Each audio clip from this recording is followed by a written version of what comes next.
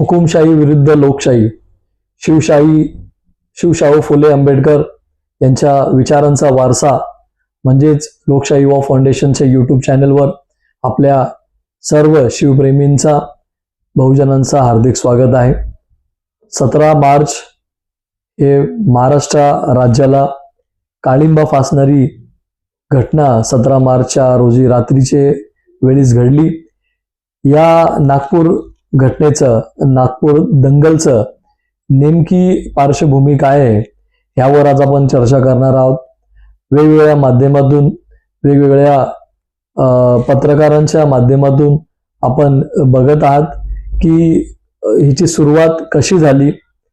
मुळात महाराष्ट्रात गेल्या 1.5-2 वर्षामध्ये भाजपचे द्वेष मंत्री, सध्याचे मंत्री आहेत नितेश राणे यांनी ज्या प्रकारे एक जबाबदारी घेतलेली आहे, जबाबदारीने ते बोलत असतात, मुस्लिमांवरचा द्वेष ते दाखवत असतात आणि मुस्लिम विरोधी जे काही बेताल वक्तव्य करता येईल आणि ते नेहमी करतच आलेत. त्यावरून ते पुढे जाऊन सांगतात की आमचा बॉस सागर बंगल्यावर बसलेला आहे, पोलीस आमचं काही वाकडा करू शकत नाही. रामगिरीचा विषय असेल त्यावेळेस त्यांनी सांगितलं की आम्ही मस्जिदमध्ये घुसून मारू. असे अनेक बेताल वक्तव्य एक समुदायाला भीती निर्माण करण्यासाठी, त्यांच्यामध्ये एक भीतीचं वातावरण कसं निर्माण होईल हे करण्यासाठी, त्यांना चेतावणी देण्याकरिता असं हा मंत्री नेहमी वक्तव्य करतोय. आणि त्यावरून त्यांनी देवेंद्र फडणवीस जे गृहमंत्री पूर्वीचे पण होते, आताही आहेत, मुख्यमंत्री सुद्धा आहेत, त्यांचं नाव घेऊन तो सांगतोय की माझा कोणी काही वाकडा करू शकत नाही. मग आपल्याला विचार करायची गरज आहे की आपण खरोखरच लोकशाही, लोकतंत्रामध्ये राहतोय का कुठं हुकुमशाहीकडे आपला देश चाललाय, कुठं श्रीलंका आणि पाकिस्तानकडे तर आपलं देश चाललं नाही ना. एक मंत्री जे संविधानिक पदावर बसलाय, त्यांनी संविधानाची शपथ घेतलेली आहे, ते सर्वांना एक नजरेने, एक भावनेनी आणि सगळ्यांना न्याय देण्यासाठी तो ज्या पदावर बसलाय त्या पदाला तो पायमल्ली करून ज्या प्रकारे तो बेताल वक्तव्य करतोय हे निंदनीय आहे. उभ्या महाराष्ट्रांनी बघितलंय, फडणवीस साहेबांना सुद्धा बघितले, त्यांच्या मंत्रिमंडळामधले सर्व नेते, भाजपचे प्रदेश अध्यक्ष चंद्रकांत बावनकुळे यांनी सगळं बघत असताना सुद्धा त्याच्यावर कोणतीही बंधन आणली नाही, त्याला कोणतेही प्रकारचे समन्स दिले नाही, त्याला कोणत्याही प्रकारचे नोटीस दिले नाही. त्याचाच परिणाम म्हणून नागपूर येथील ही घटना घडली. काही दिवसापूर्वीच यांनी मल्हार सर्टिफिकेशन आणि हलाल या विषयावर पण बोलला होता. दर्ग्याच्या विषयावर नेहमी सांगत असतात आपण तलवारी घेऊन यांच्यावर हमले करू, असं हे चेतावणीखोर वक्तव्य नितेश राणे नेहमी करत असतात. कोकणातली जी घटना असेल काही दिवसापूर्वीचीच आहेत, तिथेही दंगलीसारखा प्रकार घडला होता, पण लोकांनी ह्याच्यामध्ये समजूक काढली, दोन्ही समाज बांधवांनी, तर ही घटना टळली. पण नागपूरमध्ये असं काही झालं नाही. तिथले संबंधित पोलीस कमिशनर यांचं सांगणं आहे की हे सगळं काही अचानक घडलं आणि राज्याच्या मुख्यमंत्री आणि गृहमंत्री यांचं सांगणं हे सुनियोजित कट कारस्थान होता. तर हे सुनियोजित होतं आणि लोक बाहेरून आले असतील तर इंटेलिजन्स आपल्याकडे आहे, पोलीस यंत्रणा आपल्याकडे आहेत, तर नेमकं हे लोक कुठून आली होती आणि कुणी बोलवली होती ह्याचा आपल्याला अभ्यास करणं गरजेचं आहे आणि याचा अहवाल आपल्याला महाराष्ट्राच्या जनतेसमोर हे आणणंही गरजेचं आहे. पोलिसांचं म्हणणं होतं की अचानकपणे झाला आणि तो जो छत्रपती शिवाजी महाराज चौक, भालदारपुरा जो एरिया आहे हा सेन्सिटिव्ह एरिया आहे. नागपूर शहरात कोणतीही घटना घडली तर त्या भागामध्ये कठोर बंदोबस्त तिथं ठेवण्यात येत असतो. पण तिथले जे आमदार आहेत नागपूरचे प्रवीण, यांचं म्हणणं आहे की पोलीस कुठंतरी कमी पडलेली आहे. म्हणजे नेमकं गृह खातं, पोलीस खातं आणि आमदार जे लोकप्रतिनिधी आहेत यांच्या तिन्ही स्टेटमेंटमध्ये कुठंतरी तफावत जाणवत आहे. नेमकं ही घटना कशी घडली आणि ही घटना घडल्यानंतर तिथं लोकांचं जे आर्थिक आणि सामाजिक नुकसान झालेलं आहे ते आपण कसं भरून काढणार. काही संघटनेचे लोक ज्यांनी हे 17 मार्चला जे आंदोलन घेतलं होतं, जे औरंगजेबच्या कबरीवरून त्यांनी जे तिथं कबर जाळण्याचा प्रयत्न केला होता, त्या कबरीवर त्यांनी त्या चादरवर जे अरबिक जे कुराण मधले जे मजकूर असतात कुराण शरीफ मधल्या त्या त्याच्यावर लिहिलेल्या होत्या, ते जाळण्यात आले. ते व्हिडिओच्या माध्यमातून आपण सर्वांनी बघितलं की ते खरोखरच ते जाळण्यात आलेत. पण विधानसभेत मुख्यमंत्री साहेब बोलताना असं बोलले, निवेदन देताना असं बोलले की हे अफवा होती. नेमकं हे कळत नाहीये, हे जे बोलतात ते खरं आहे आणि जे माध्यमामध्ये जे चाललंय, जे व्हिडिओ मध्ये जे दाखवलं जाते, लोक पायाखाली ते छत्रीला तोडवतात ते आणि त्याला जाळण्याचा प्रयत्न करतात ते. जर असं काही झालेलं असेल तर एका समाजाला, एका समाजाच्या ग्रंथाला कुठंतरी आपण अपमान करताय, कुठंतरी त्याची विठंबना करताय. आणि हे सगळं होत असताना आपण जेव्हा आपल्याला समजलं की ते उर्दू मध्ये आहे किंवा अरबी मध्ये आहे, ते आम्हाला माहित नव्हतं नेमकं काय लिहिलंय. आपण माध्यमांसमोर जे येऊन सांगतात हे सगळं आपण खोटं सांगतात ते. जेव्हा आपल्याला हे माहित नाहीये की नेमकं त्या चादरवर काय लिहिलेलं आहे, मग ते चादर आणायची गरजच काय होती आणि त्याला जाळायची गरजच काय होती, हा असा माझा प्रश्न आहे. नेमकं आपण चुकीच्या कृत्य घडवताय आणि त्यानंतर घटना घडल्यानंतर आपण माफी मागण्याऐवजी आपण पत्रकार परिषद घेत आहे. मला एक सांगा, बजरंग दलचे लोक असतील, विश्व हिंदू परिषदचे लोक असतील, संतोष देशमुख जे बीडचे सरपंच होते मसाजोगचे, त्यांची जेव्हा निर्गुण हत्या झाली होती, ते एक हिंदू समाजाचे होते, तेव्हा आपण काय करत होता. बीडचे जे शिक्षक होते नागरगोजे, गेले 17-18 वर्ष त्यांना पगार भेटला नाही. त्यांनी 3 वर्षाच्या मुलीला 2 पानी पत्र लिहिलं आणि त्या पत्रामध्ये त्यांनी सांगितलं, मी पुढं तुझं आयुष्य उज्ज्वल करू शकत नाही म्हणून मी आपल्याला संपवतोय. शेतकरी जे आपले आत्महत्या करतात, ते शेतकऱ्याचे जे कर्ज माफी होणार होत्या त्याच्याबद्दल आपण कधी काही बोललं नाही, कधी कोणते आंदोलन घेतले नाही. प्रशांत कोरटकर जे नागपूर मध्ये राहणारा व्यक्ती, जे शिवद्रोही आहेत, त्यांनी शिवाजी महाराज आणि आई जिजाऊंबद्दल जे विठंबना केली होती, त्यावेळेस तुम्ही कुठे गेले होते. त्यावेळेस तुमच्यातला शिवप्रेम जागला नाही का. त्यावेळेस तुम्हाला असं वाटलं नाही या शिवद्रोहीला चोपलं पाहिजे, ह्याच्या विरुद्ध गुन्हे दाखल केले पाहिजे. हा पळून गेलाय. हा कुठेतरी नागपूर दंगल जे घडली हे घडवण्याकरिता हे प्रशांत कोरटकर, हे राहुल सोलापूरकर असे लोकांचा हात आहे.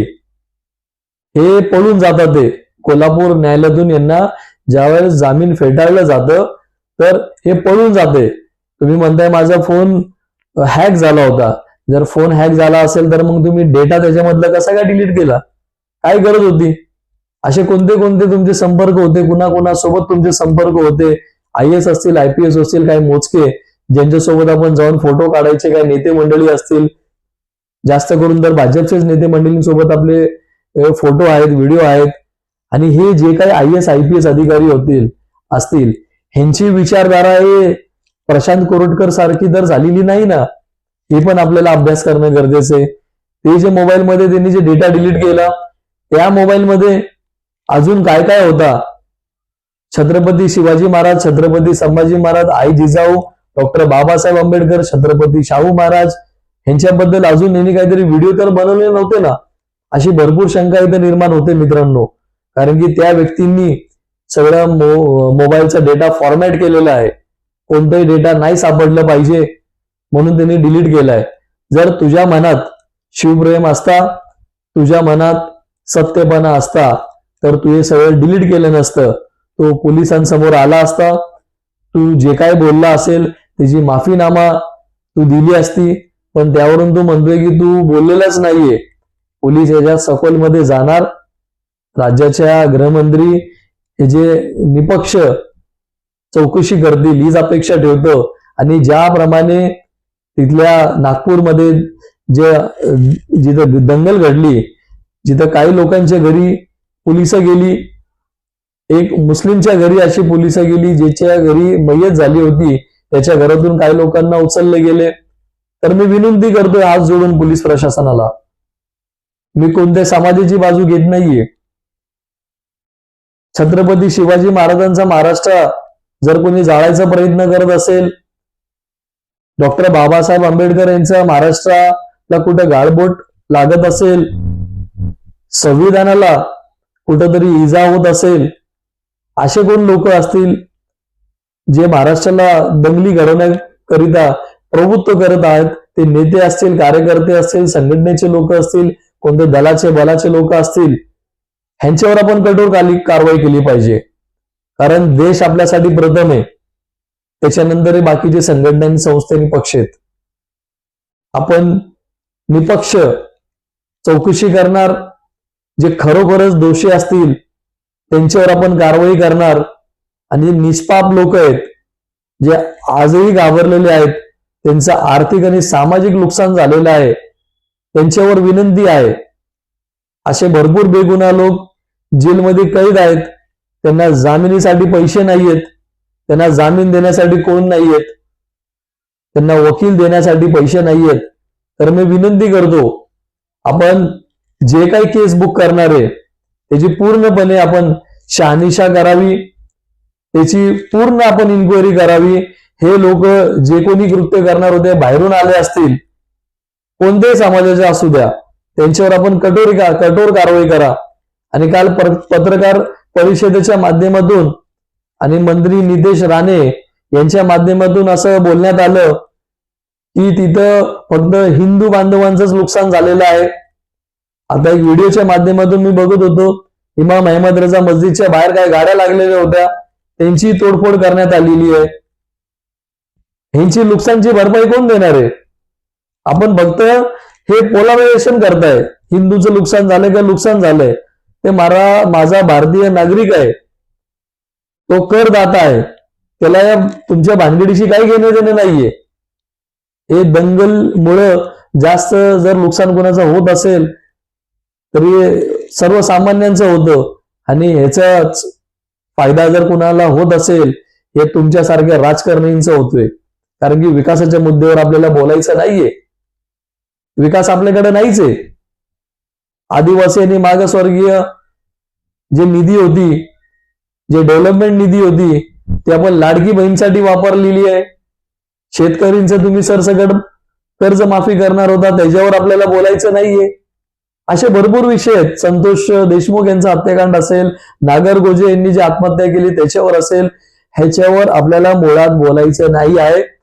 कुठंतरी दिशाभूल करून महाराष्ट्राच्या जनतेचा व देशाचा कुठंतरी आपण मन दुसऱ्या ठिकाणी वेधलं पाहिजे, आणि कुठेतरी दंगली घडले पाहिजे, आणि याचा फायदा कुठेतरी आपल्याला व्हावा, हेच आपल्याला आपण प्रयत्न करत आहात. कुठंतरी तो हैदराबाद वरून तो टी राजा येतोय, काय संबंध आहे त्याचा? संबंध काय? इथं महाराष्ट्र राज्यामध्ये येऊन बोलायचा, तो कोण येतो येऊन बोलणारा? त्याला इथं आणायची गरज काय?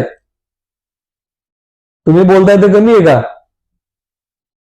तुम्ही जे विष पेरताय ते कमी आहे का? हे तुम्हाला प्रश्न विचारतोय.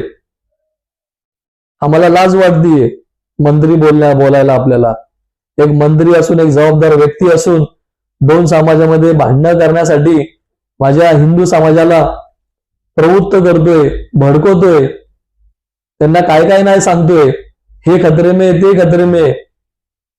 मूर्ख बनवायचं काम चाललंय आपल्या महाराष्ट्र राज्यात आणि देशात. सत्ता कोणाची आहे? बहुसंख्याक राज्य कोणाचं आहे? बहुसंख्याक जनता कोणाची आहे? इथं असुरक्षित अल्पसंख्याक समाज आहे, पण त्यांनी कधी कुठं जाऊन रडला नाही, कुठं बोलला नाही आम्ही असुरक्षित आहोत. पण आपण कुठंतरी आपली राजकीय पोळी भाजण्याकरिता, कुठंतरी आपलं राजकारण दुकानदारी चालवण्याकरिता दर दुसऱ्या दिवशी आपण काहीतरी वेगळं बोलणार, काहीतरी मुस्लिम विरोधी बोलणार, काहीतरी असं बोलणार, तसं बोलणार. आपल्याला खातं जे दिलंय, बांद्रे खातं, मस्त विभाग, त्याच्यावर बोला की आपण. ते खातं कसं आपल्याला डेव्हलप करता येईल, त्याचा विकास करता येईल, त्याच्यावर बोला ना आपण. मल्हार सर्टिफिकेट तुमचं खातं आहे का? कोणाला काय खायचं कसं राहायचं तुमचं खातं आहे का? हा, धर्माच्या आधारे तुम्ही जे कार्यक्रम हे घेताय, काय फायदा पोहोचतोय हो तुम्हाला? जर आपल्याला इतिहासच सांगायचा असेल, तुमचा इतिहास त्या 4थीच्या मुलापेक्षा कमी आहे. तुम्हाला 4थीचं पुस्तक आणि 7वीचं जे पुस्तक आहे ते आम्ही तुम्हाला पाठवू, ते तुम्ही वाचा.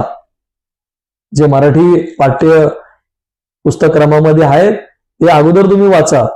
आणि जे काय तुम्ही चुकीचं बोलताय ना, हे खरंच लाजिरवाणी गोष्ट आहे. महाराष्ट्र तुम्हाला कधी माफ करणार नाही, महाराष्ट्रातली जनता तुम्हाला कधी माफ करणार नाहीये. आपण ह्याचं आत्मपरीक्षण केलं पाहिजे.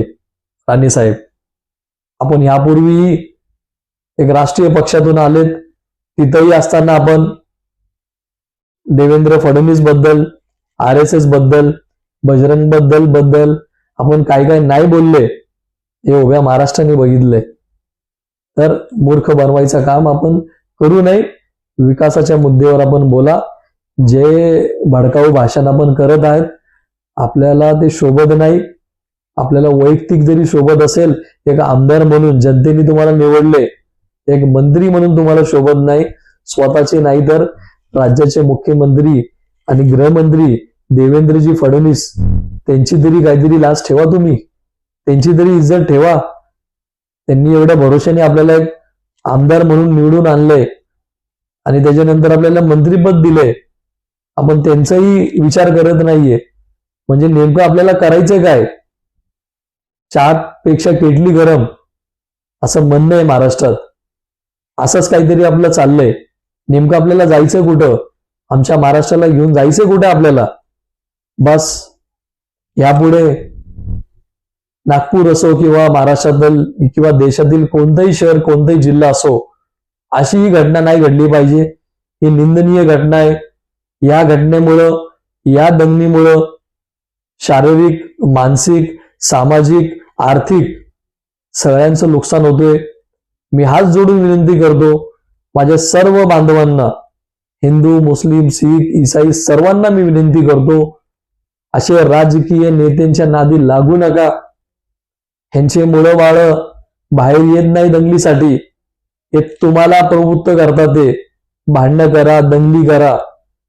ह्यांचे मुलं बाहेर त्याचे शिकायला जातात आणि आपल्याला सांगतात तुम्ही जाऊन भांडणं करा, मी आहे बघून घेतो, पोलिस माझं काय करतील. असे भडकाऊ भाषण देऊन आपली कुठेतरी दिशाभूल करतात. ते आपलं भविष्य, आपलं उज्ज्वल भविष्य खराब करायचा प्रयत्न असे दंगलीखोर नेत्यांचा आहे. अशा नेत्यांना बळी पडू नका. माझी हात जोडून कळकळीची विनंती आहे. संयम ठेवा.